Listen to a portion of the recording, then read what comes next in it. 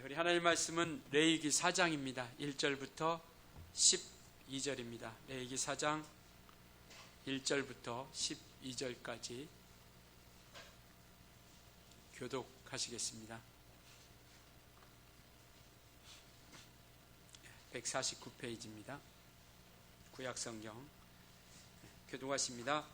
여호와께서 모세에게 말씀하여 이르시되 이스라엘 자손에게 말하여 이르라. 누구든지 여호와의 계명 중 하나라도 그릇 범하였으되 만일 기름 부음을 받은 제사장이 범죄하여 백성의 허물이 되었으면 그가 범한 죄로 말미암아 흠없는 숫송아지로 속죄 제물을 삼아 여호와께 드릴지니 그 숫송아지를 회막 문 여호와 앞으로 끌어다가 그 숫송아지의 머리에 안수하고 그것을 여호와 앞에서 잡을 것이요 기름 부음을 받은 제사장은 그 숫송아지의 피를 가지고 회막에 들어가서 그 제사장이 손가락에 그 피를 찍어 여호와 앞 곧 성소의 휘장 앞에 7번 뿌릴 것이며 제사장은 또 그 피를 여호와 앞 곧 회막 앞 향단 뿔들에 바르고 그 송아지의 피 전부를 회막 문 앞 번제단 밑에 쏟을 것이며 또 그 속죄 제물이 된 숫송아지의 모든 기름을 떼어낼지니 곧 내장에 덮인 기름과 내장에 붙은 모든 기름과 두 콩팥과 그 이외의 기름 곧 허리 쪽에 있는 것과 간에 덮인 거풀을 콩팥에 함께 떼어내되 화목제 제물의 소액에서 떼어남같이 할 것이요 제사장은 그것을 번제단 위에 불사를 것이며 그 숫송아지의 가죽과 그 모든 고기와 그것의 머리와 정강이와 내장과 똥 곧 그 송아지의 전체를 진영 바깥 재 버린 곳인 정결한 곳으로 가져다가 불로 나무 위에서 사르되 곧 재 버리는 곳에서 불사를 지니라. 아멘. 예, 이것쯤이야 어때? 아이고.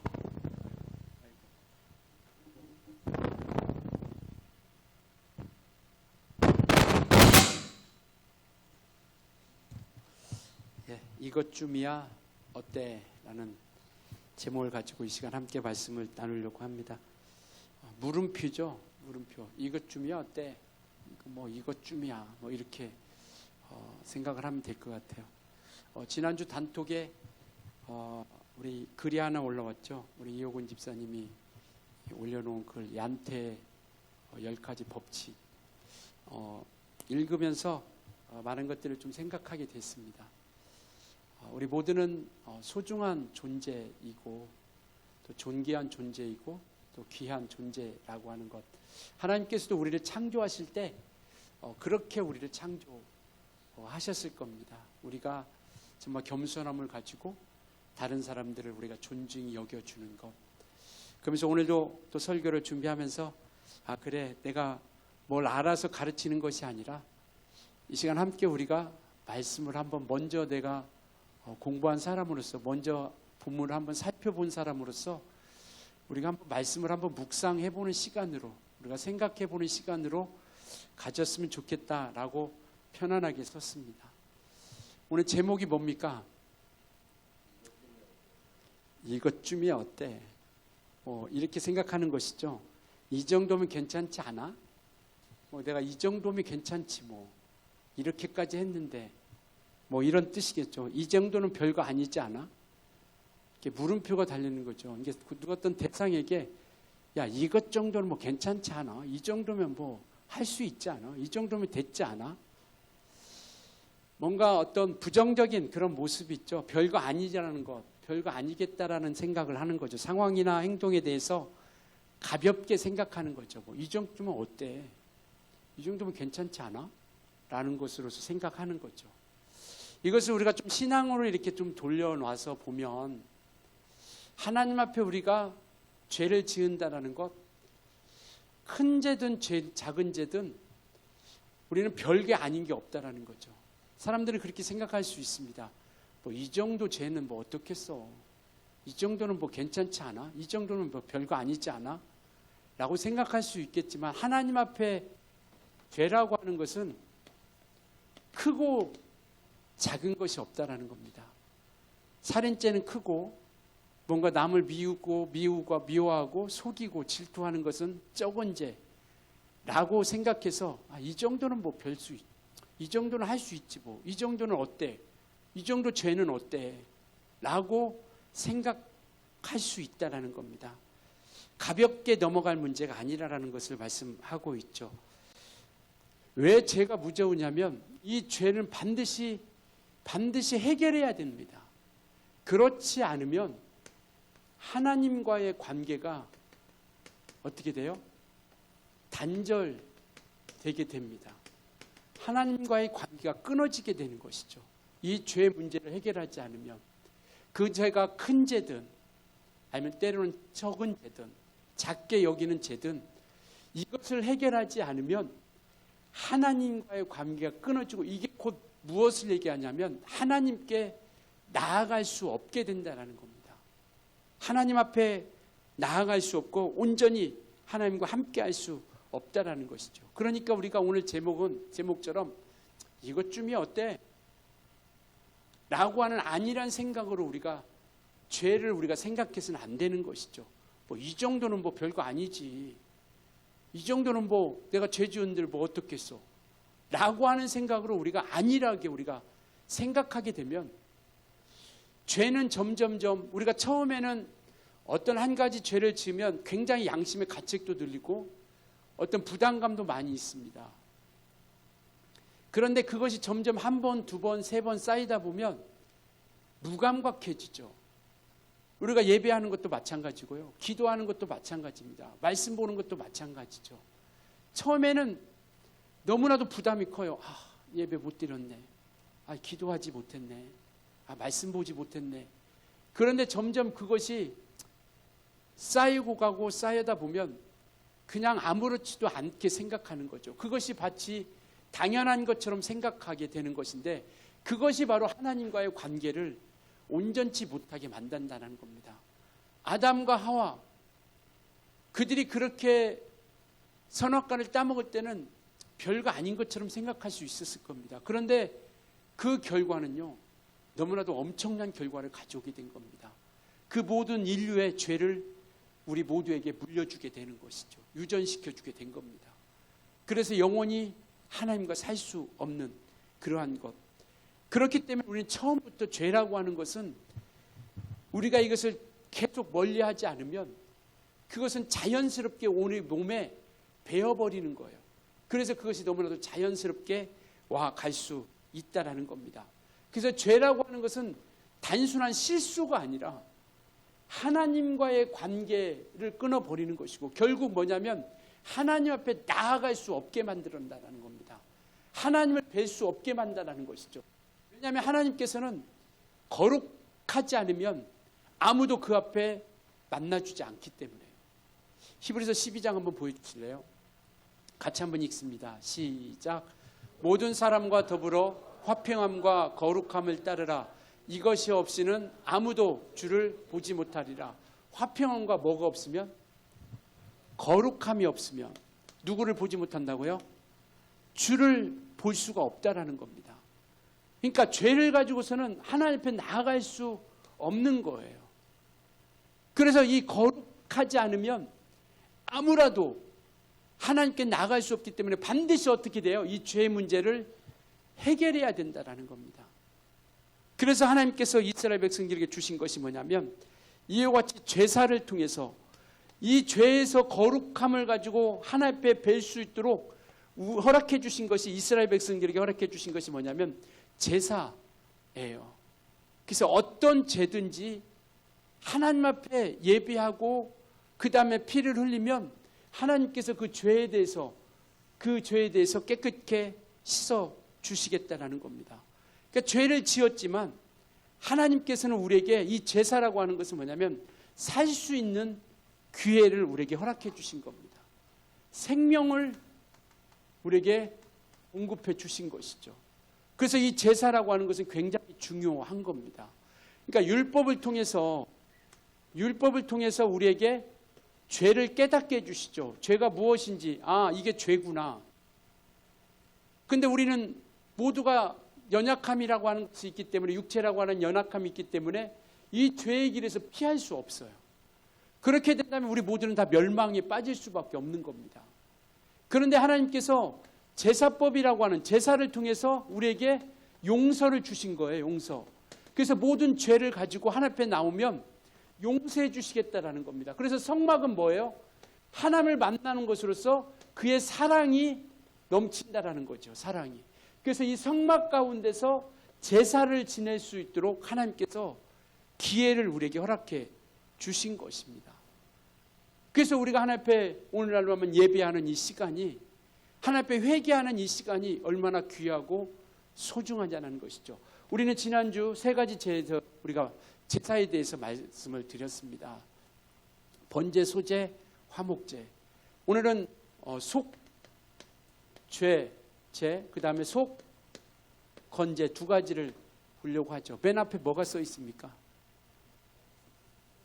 네, 이것은 뭐냐면 속량, 속하다 이런 뜻을 가지고 있어요. 그러니까 죄가 있다 할지라도 하나님 앞에 나와서 제사를 지나면 죄를 갚아주신다. 죄를 씻어주신다라는 거죠.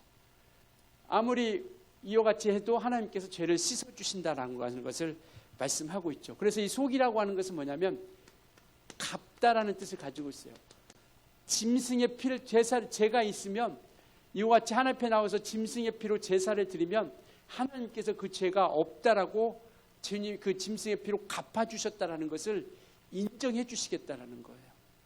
그래서 이와 같이 갚다라는 것을 가지고 있고 지불하다라는 뜻을 가지고 있습니다. 그래서 이와 같이 짐승의 피로서 값을 지불한 거예요. 누가 죽을 죄를, 내가 죽을 죄를. 그래서 짐승의 피로 갚아주신다라는 것을 말씀하고 있죠. 속죄제는 이겁니다. 살다 보니까 우리가 고의적으로가 아니라 실수로 지은 죄가 있어요. 하나님 앞에 우리가 실수로 지은 죄, 하나님 앞에 우리가 실수로 지은 죄를 우리가 오늘 본문에 보니까 2절에 보니까 이스라엘 자손에게 말하여 이르되 이르라 누구든지 여호와의 계명 중 하나라도 그릇 범하였을 때라고 이렇게 얘기하고 있어요. 이것은 뭐냐면 고의적이 아니라 실수로, 그러니까 이와 같이 우리가 의도적이지 않고 모르고 지은 죄, 실수로 지은 죄, 이것을 얘기하고 있는 것이죠. 그래서 이 죄라 할지라도 우리가 혹 실수로 지은 죄라 할지라도 이 죄는 어떻게 해야 된다? 해결해야 된다. 그래서 하나님께서 속죄죄라고 하는 것을 허락해 주신 겁니다. 나는 실수로 지은 죄니까 이건 괜찮겠지 라고 하는 것이라, 실수로 지은 죄라 할지라도 하나님 앞에서 기회를 주시는 거예요. 야, 그걸 할지라도 죄를 해결해야 된다. 왜냐하면 이 죄라고 하는 것은요, 심판이 있습니다. 심판이 있고 대가가 있어요. 그러니까 지금 우리가 해결하지 않아도, 지금은 죄 지어도 아무렇지도 않죠. 나타나는 게 없습니다. 근데 구약은 어때요? 구약은 죄 지으면 막 땅이 갈라지고 수만 명씩 죽고, 그리고 우상 숭배하면은 막 하나님께서 나타내줘갖고 전쟁을 통해서 막 죽이기도 하고. 그런데 지금은 죄 지어도 아무렇지도 않죠. 그렇다고 해서 우리가 이 죄가 아무렇지도 않은 게 아니라 반드시 우리의 죄에 대한 대가를 심판하실 때가 있다는 겁니다. 반드시 그 대가를 지불해야 할 때가 있다는 거예요.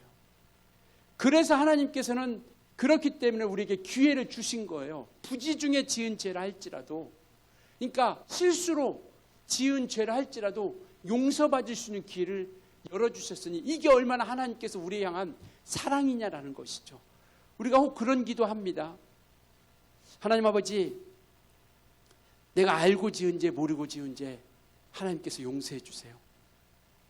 바로 그 모든 것, 우리가 알지 못하고 부지 중에 지은 죄라 할지라도 하나님께서는 회개하면 용서해 주시겠다라고 말씀하고 있습니다. 그러니 죄의 문제는 반드시 해결해야 된다라는 것을 말씀을 하고 있죠. 그래서 이 속죄죄라고 하는 이 제사를 통해서 우리에게 생명을 주시는 거예요. 용서를 주시는 겁니다. 용서를. 이 속죄죄라고 하는 것을 통해서 하나님 앞에 온전히 우리가 세질. 그래서 우리가 이와 같이 하나님께로 우리가 나아갈 수 있게 된다라는 것이죠. 그러니까 우리 연약함을 통해서 죄사함 받을 수 있는 길을 우리가 연약하기 때문에 죄를 지을 수밖에 없는 인생인 것을 알고 이 죄사함을 받을 수 있는 길을 하나님께서 속죄자라고 하는 것을 통해서 허락해 주신 겁니다. 그래서 모든 제사는 이와 같이 하나님 앞에 제사하는 것은 용서와 용서하심과 생명이 나타나는 거예요. 그래서 결론적으로 얘기하면 이 모든 것들을 누가 완성해 주셨느냐? 예수 그리스도께서 완성해 주신 것이고요. 그래서 이제는 우리가 굳이 이렇게 각각의 제사를 지내지 않지만, 그래서 이렇게 하나님께서 우리에게 또 길을 열어 주셨다라는 것이죠. 그래서 이것은 언제 드리느냐? 이것이 하나님 앞에 죄라고 하는 것을 깨달았을 때 하나님 앞에 나와서 제사를 지내서 회개하라는 겁니다. 우리가 말씀이 있기 전에는, 율법이 있기 전에는 죄가 죄인지를 알지 못했어요. 우리가 건널목 무단횡단하면 죄인지 몰랐어요. 그런데 법으로 딱 무단횡단하면 이것은 법의 저촉이 된다. 딱 정해놓았어. 그때로부터 우리가 이건 법이구나, 이건 잘못된 거구나, 이건 죄구나라는 걸 깨닫게 되는 거죠. 그러니까 우리 사람들이 살아가다 보니까 죄인지 몰랐어요. 죄인지 모르고 했는데 나중에 말씀을 딱 보니까 이거 죄네. 그렇게 깨달았을 때 하나님 앞에 나와서 죄를 고하면 용서해 주시겠다라는 겁니다. 우리가 예수 믿기 전에는, 예수를 알기 전에는 우리가 예수 안 믿는 것이 죄라는 거 몰랐잖아요. 그런데 예수 믿고 나니까 예수 안 믿는 게 죄예요. 그러니까 회개하잖아요. 내가 예수 안 믿은 것 용서해 주세요. 그럼 하나님께서 어떻게 해주세요? 용서해 주시겠다라는 겁니다. 그러니까 이런 디테일한 부분까지도 하나님께서는 깨끗해 주시고 용서해 주신다라는 것이죠. 그래서 오직 이때에는 이 죄의 용서가 무엇으로 말미암냐면 짐승의 뭐예요? 피를 통해서 용서받을 수 있다라는 거예요. 내가 죽어야 되는데 내가 죽을 수 없으니까 짐승을 가지고 오면 그 피를 이 제단에 와서 뿌리면 그것을 용서해 주시겠다라는 겁니다. 하나님께서. 그래서 피 없이는 결코 죄사함이 있다 없다? 없다라는 거예요. 피 없이는 결코 죄사함이 없다라는 겁니다. 그래서 오늘도 보면 4절에 보면 그 숫송아지를 회막문 여호와 앞으로 끌어다가 그 숫송아지의 머리에 안수하고, 그러니까 똑같은 거예요. 제사를 지내는 건 똑같은 겁니다. 누구의 가축을 가지고 가요? 누구의 재물을 가지고 갑니까? 옆집 거 가지고 갑니까? 내 거 가지고 갑니까? 내 거 가지고 가야 돼요. 내가 키운 가축, 그게 소든 송아지든 그게 양이든 염소든 너무 가난하게 드릴 것이 없어서 곡식의 가루를 가져가든 남의 걸 가져가는 게 아니라 내 거 가져가는 거예요. 가져가서 어떻게 해요? 그 숫송아지의 머리에 무엇을 한다고요? 4절에 안수한다라는 건 무슨 의미예요? 내가 가진 죄를 그 짐승에게 옮겨놓는 겁니다. 하나님, 내 죄를 이 짐승에게 옮깁니다. 내가 남을 미워했어요. 살인했습니다. 내가 도둑질했습니다. 이 죄를 옮겨놓습니다. 안수하고 나서 그것을 누구 앞에 가져가요? 여호와 앞에서 어떻게 해요? 누가 잡아요? 제사장이 잡아줘요? 누가 잡아줘요? 그때서부터 내가 이제 멱을 따는 겁니다. 목을 자르고 막 이렇게 하면서 멱을 따는 거예요. 따고 그 다음에 각을 뜨고 그 다음에 껍질 벗기고 이와 같이 제사를 지내는 거예요. 그리고 나서 그 피를 누구한테 주냐면 제사장한테 줍니다. 그러면 그 받은 제사장은 5절 보겠습니다. 5절 시작. 기름 부음을 받은 제사장은 그 숫송아지의 피를 가지고 회막으로 들어가서, 성막이 구조가 문이 하나죠. 문이 하나 있습니다. 들어가면 뭐가 있어요? 번제단이 있죠. 글씨가 안 보이겠지만. 두 번째 여기 들어가면 뭐가 있어요? 물두멍이 있어요. 그러면 또 하나 들어가면 건물이 또 하나 있죠. 이 건물은 나눠져 있습니다. 이것은 뭐예요? 성소. 이것은 지성소. 여기에는 뭐가 있어요? 금 촛대, 그 다음에 떡상, 금 향로, 세 가지가 있습니다. 기구가. 여기는 뭐가 있어요? 법궤가 있죠.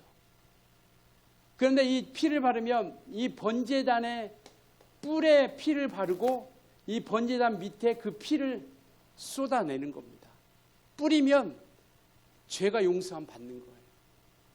죄가 용서함 받고 깨끗함 받고. 그래서 결코 피가 없이는 나아갈 수 없다라는 것이죠. 왜? 피에는 뭐가 있기 때문에요. 레위기 17장 한번 보여주실래요?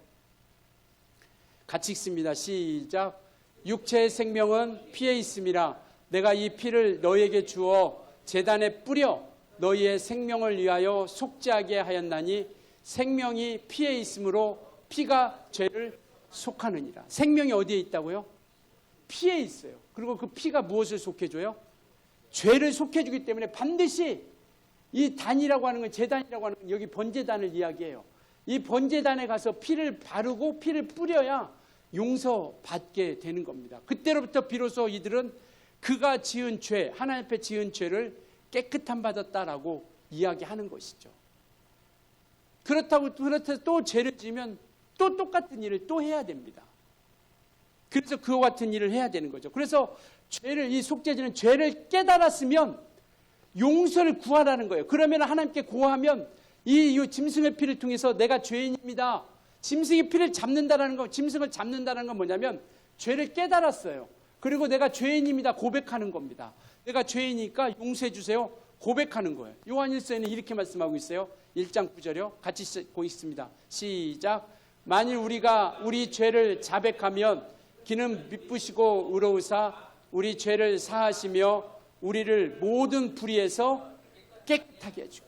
그러니까 부정적으로 세상 사람들은 얘기하기도 하죠. 야, 좀 죄짓고 얘기하고 죄짓고 얘기하고. 그렇게 얘기할 수 있겠죠. 그러나 어쨌든 이 하나님 앞에 지은 것은 부지 중에 재은 죄를 이야기하고 있는 것이고요. 어쨌든 우리는 그것을 통해서 날마다 회개하는 것이 우리가 사는 길입니다. 회개는요, 특권입니다. 우리 믿음의 사람들에게 주어진 것. 그러니 우리가 좀 이따 얘기했지만 우리는 우리의 자책하지 말자라는 거죠.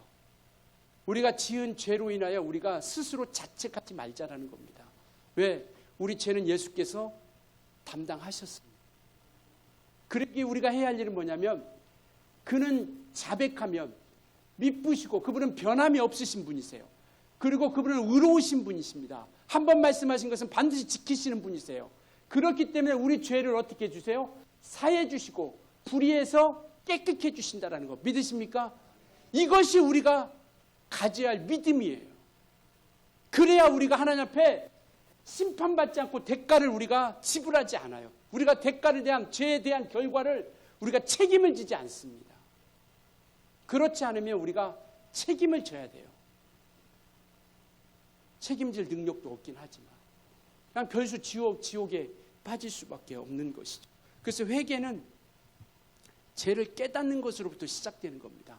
그래서 우리가 말씀을 통해서 가책을 받고 말씀을 통해서 우리가 찔림을 받아야 나와서 회개하죠. 아, 내가 잘못했습니다.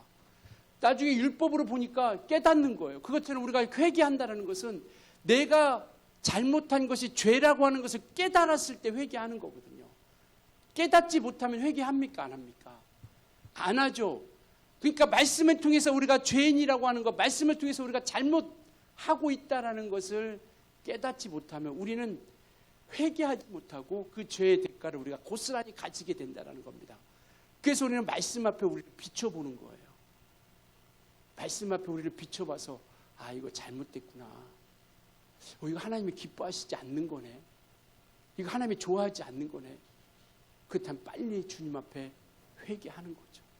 그래서 그분 앞에 우리가 용서를 받게 되는 겁니다. 그래서 4장 13절 14절 한번 우리가 한번 같이 읽을까요? 4장 13절 14절 같이 읽습니다. 시작. 만일 이스라엘 온 회중이 여호와의 계명 중 하나라도 부지 중에 범하여 허물이 있으나 스스로 깨닫지 못하다가 그 범한 죄를 깨달으면 회중은 수상아지를 속죄제로 드릴지니 그것을 회막 앞으로 꺼내다가 죄는 줄 알지 몰랐어요. 근데 나중에 말씀 보니까 죄인 줄 깨달았어요. 그럼 어떻게 해요? 제사 지내라. 그러면 용서해 주겠다. 이러니 하나님의 얼마나 큰 은혜와 놀라운 능력이라고 하는 것을 우리에게 말씀을 하고 있는 것이죠. 이 모든 것을 누구로서 보여주고 있어요? 예수의 피로서 완성하고 있다는 겁니다. 오늘 12절에 보면 14장 12절에 보면 이런 말씀이 있어요. 그러니까 똥 곧 그 송아지의 전체를 어디로 데리고 나가요? 진영 바깥 재버리는 곳인 정결한 곳. 그러니까 예루살렘 성 바깥에 가서 이것을 태우라는 겁니다. 그래서 정결한 곳으로 가져다가 불로 나무 위에 사르되 곧 재버리는 곳에서 불사를지니라. 예루살렘에서 하지 말고, 이 하나님 앞에 범죄했을 때 이 죄를 범하는 것은 예루살렘에서 하지 말고 예루살렘 성 밖에 가서 해라. 이것을 누가 완성했냐면 예수께서 완성하신 겁니다. 히브리서 12장 한번 보여주실래요? 13장 11절 12절 같이 읽습니다. 시작. 이는 죄를 위한 짐승의 피는 대제사장이 가지고 성소에 들어가고 그 육체는 영문 밖에서 불사름이라. 그러므로 예수도 자기 피로써 백성을 거룩하게 하려고 성문 밖에서 고난을 받으셨느니라. 그러니까 예수께서 행하신 모든 것들은요, 그냥 임의대로 행한 게 없어요. 그러니까 거룩한 곳을 떠나서, 그곳을 떠나서 이곳에서, 그래서 예수님께서는 예루살렘 성이 아니라 골고다 언덕, 예루살렘 성 바깥 골고다 언덕에서 십자가에 죽으신 겁니다. 예수도 자기 피로써 백성을 거룩하게 하려고 어디에서? 성문 밖에서. 오늘 12절에 뭐예요? 진 밖에서. 그래서 예수께서 그 피로써 완성하신 거거든요. 그래서 그 피로써 온전하게 이루어져 가셨다라는 거죠. 이것과 연계해서 레위기 16장에 보면 대속죄일이라는 게 나와요. 대속죄일. 1년에 한 번씩 대제사장이 이곳은 아무나 들어갈 수 없습니다. 지성소는. 1년에 한 차례씩 대제사장만이 이곳을 들어갈 수 있어요. 그게 대속죄일입니다. 이 대속죄일 날 대제사장이 제사를 지내요. 그러면 1년 동안 이스라엘 모든 죄가 사해졌다라고 선포를 합니다. 근데 이 제사를 지낼 때 어떻게 되냐면 두 염소를 가지고 오죠. 염소 2마리를 가지고 하나는 잡죠. 똑같이 잡습니다. 잡아가지고 피를 가지고 대제사장이 들어가요. 그래서 이 법궤 위에 법궤 뚜껑을 우리가 시은좌라 이렇게 얘기하는데 이곳에 피를 뿌립니다. 피를 뿌리죠. 한 염소 2마리를 가지고 한 마리는 피를 뿌리고 안수하여 피를 뿌리고 이곳에서 죄사함을 선포합니다. 나오면서 너희 죄가 사했다. 1년 동안 이스라엘 백성이 죄가 자유함을 얻는 거죠. 또 한 마리는 뭐냐면 하나님 그 안수하고 그들이 죄를 안수하여 어디로 보내냐면 저 사람들이 없는 광야로 보냅니다. 광야로 보내는 이유, 다시 돌아올 수 없는 곳으로 염소 한 마리를 보내요. 이는 뭐냐면 너희들의 죄와 우리들의 죄와 단절되었다라는 거예요. 안수하여서 염소를 보내면서 이제는 우리의 죄는 우리는 죄와 상관없는 자가 되었다라고 이렇게 얘기하는 것이죠. 그래서 대속죄일날 1년에 한 번씩 똑같이 속죄제를 드리는 것처럼 이때 대속죄를 함께 드리는 겁니다. 레위기 16장이 그것을 말씀하고 있어요. 그러니 우리가 반드시 죄의 문제를 해결하지 않고서는 안 된다라는 거. 그것은 근데 신약 시대는 그것을 누가 완성해 주셨어요? 예수께서 피 흘려 주심으로 완성해 주셨다라는 것을 말씀하고 있습니다. 그래서 예수님은 대속죄일의 희생양이라고 하는 것을 말씀하고 있는 거예요. 대제사장이 되어서 11절에 한번 잠깐 올려주실래요? 11절로. 11절. 아니 히브리서 13장 11절. 이는 죄를 위한 짐승의 피는 대제사장이 가지고 성소에 들어가서 피를 뿌리고 다음에 와서 불사름이 된다라고 하는 것들을 이야기하고 있는 것이죠. 두 번째는 어쨌든 우리는 이들이 매일 짓는 죄를 예수께서 저렇게 십자가에 피 흘려 죽으심을 통해서 우리는 우리의 모든 죄가 깨끗함 받은 거죠. 속건제는요 뭐냐면 하나님 앞에 지은 죄와 함께 이웃들에게 지은 죄를 같이 속하는 제사를 지내는 겁니다. 하나님의 성물을 잘못 만졌어요. 하나님의 성물을 취했습니다. 내가 정말 작정한 것들을 취한 거예요. 그러면 하나님께서는 이 모든 것들도 그냥 용서해 주세요. 내가 잘못했습니다라고 끝나는 것이 아니라 이와 같이 속건제는 하나님 앞에 하나님의 것을 취한 것에 대해서 그리고 이웃에 대한 것을 피해를 입힌 것에 대해서 하나님 나 잘못했습니다. 용서해 주세요. 라고 하는 것으로 끝나는 것이 아니라 보상이라고 하는 제도를 하나님께서는 만들어 주신 겁니다. 그것은 말로 해서 안 되고 보상을 해줘야 된다. 이웃에게 피해를 입혔으면 보상을 해줘야 된다는 거예요. 그것을 오늘 이제 6장부터 그렇게 말씀하고 있는데요. 5장 14절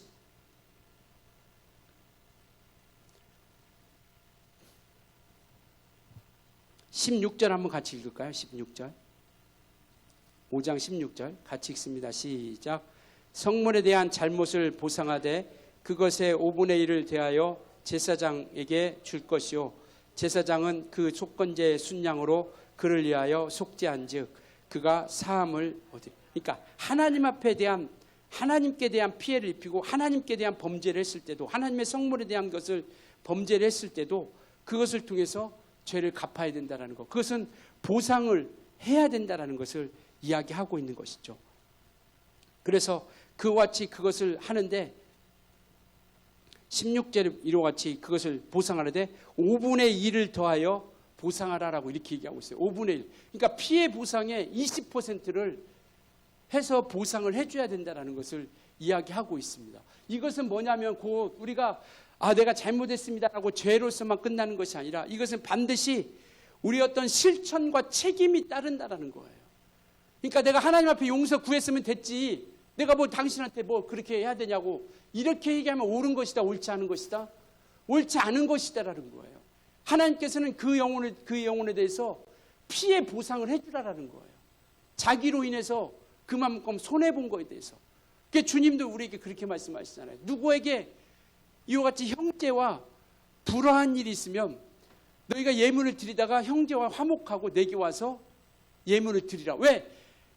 사람과의 관계가 온전치 못하면 하나님과의 관계도 온전하게 이루어갈 수 없다라는 거죠. 마태복음 5장에 이렇게 말씀하고 계세요. 같이 읽습니다. 시작. 그러므로 예물을 제단에 드리려다가 거기서 내 형제에게 원망 드릴 만한 일이 있는 것이 생각나거든 예물을 제단 앞에 두고 먼저 가서 형제와 화목하고 그 후에 와서 예물을 드리라. 형제와 화목하고 이웃과 화목하고 그 다음에 와서 예물을 하나님과의 관계를 회복할 수 있다는 겁니다. 예물을 하나님이 받으시겠다라는 거죠. 그래서 아까 서두에도 말씀드린 것처럼 우리 모두는 어떤 존재예요? 각각의 영혼은요 소중한 존귀한 존재라고 하는 겁니다. 귀한 존재라고 하는 거예요. 함부로 할 수 없다라는 것. 그래서 우리가 그들 앞에 잘난티하지 않고 아는 것에 자만하지 않고 그들에게 자랑하지 않고 그것들이 성경적으로 보면 너무나도 우리에게 은혜가 되는 거예요. 얀테의 법칙이라고 하는 그것이. 그러니 우리 각각이 옆에 있는 사람이 너무나도 소중하고 귀한 존재이기에 우리가 정말 그 영혼을 주님이 피로 사신 영혼이기에 그렇게 우리가 소중하게 귀하게 여겨가는 겁니다. 그러니까 손해를 끼치게 되면 정말 만약에 성물에 대해서 예배당 안에서 아니면 그런 것들이 손해를 끼치면 그것에 대한 5분의 1에 대한 보상을 그리고 이웃에 대한 그런 것들이 있다면 그것에 대한 20%를 또 같이 피해에 대한 보상을 해 줬을 때 그게 온전한 하나님 앞에 기억되는 제사라고 하는 것을 말씀을 하고 있는 것이죠.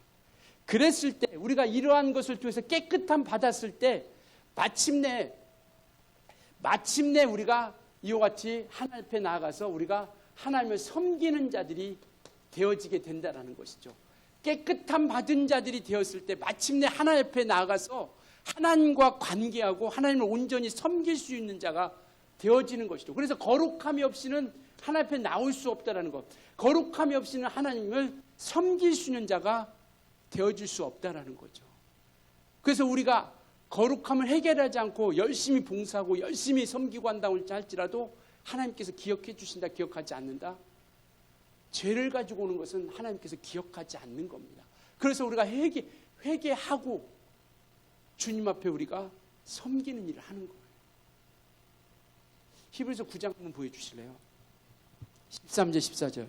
염소와 황소의 피와 및 암송아지의 죄를 부정한 자에게 뿌려 그 육체를 정결하게 하여 거룩하게 하거든. 이제 구약을 이야기하는 거죠. 짐승의 피를 통해서 그것을 정결하게 하고 14절 같이 읽습니다. 시작. 하물며 영원하신 성령으로 말미암아 흠없는 자를 하나님께 드린 그리스도의 피가 어찌 너희 양심을 죽은 행실에서 깨끗하게 하고 살아계신 하나님을 섬기게 하지 못하겠느냐.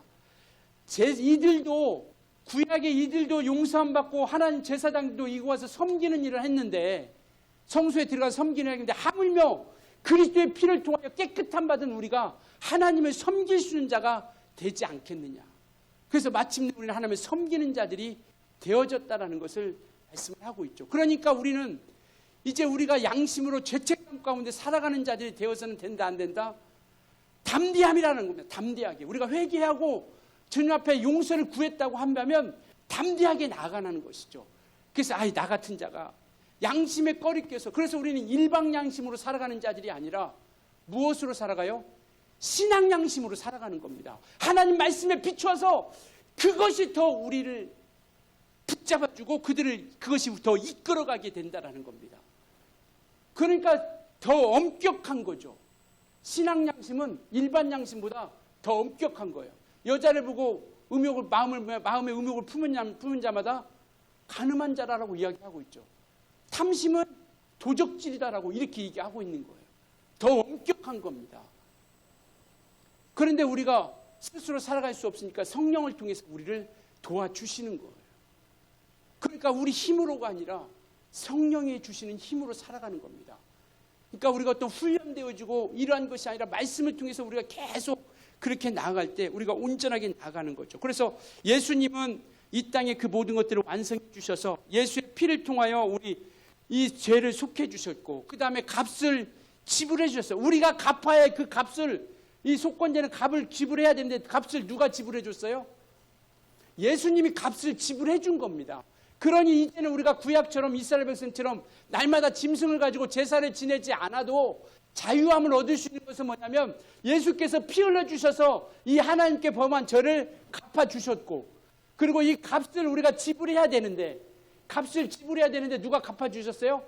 예수께서 갚아주셨으니 이제는 우리가 붙잡을 게 뭐예요? 예수의 피를 붙잡는 겁니다.